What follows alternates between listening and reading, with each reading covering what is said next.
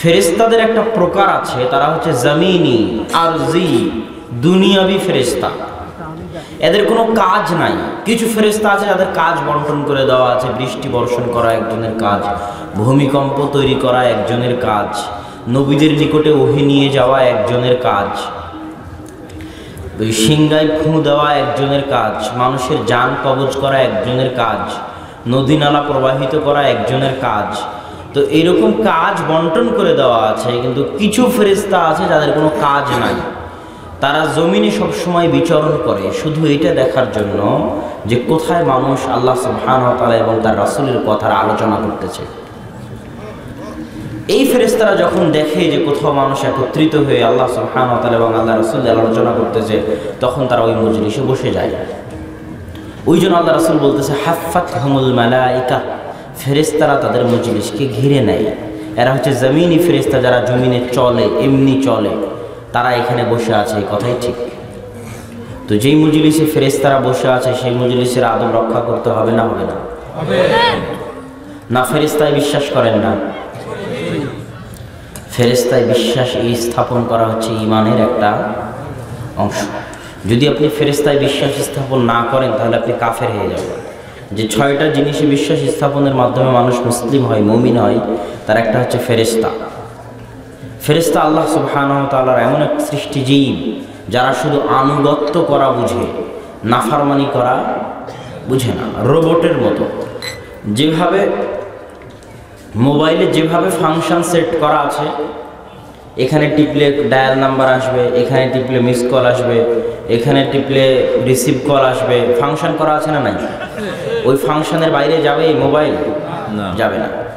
তো আল্লাহ সুবহানাহু ওয়া তাআলা ফেরেশতা যখন সৃষ্টি করেছে তখন যেভাবে ফাংশন করে দিয়েছে, যেভাবে তাদের মধ্যে যা কিছু ইনস্টল করে দেওয়া আছে, তারা ওভাবেই চলবে, ওটার নাফরমানি তারা করবে না।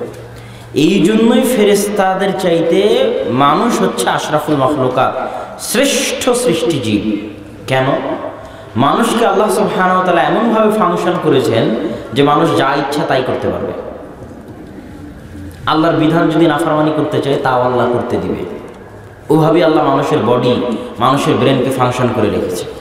মানুষ যদি গান শুনতে চায় তো আল্লাহ কানকে বধির করে দেন নাকি?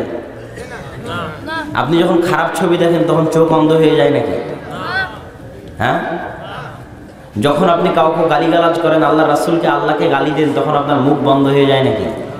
যায় না।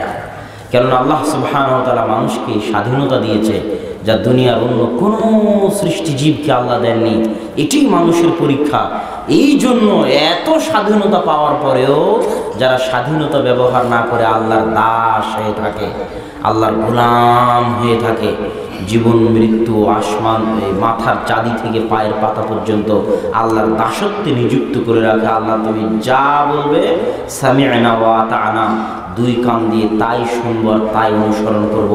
ফেরেশতাদের ফাংশন করে তুমি দাস বানিয়েছো, আমাদের স্বাধীনতা দেওয়ার পর আমরা তোমার দাস হয়ে থাকবো।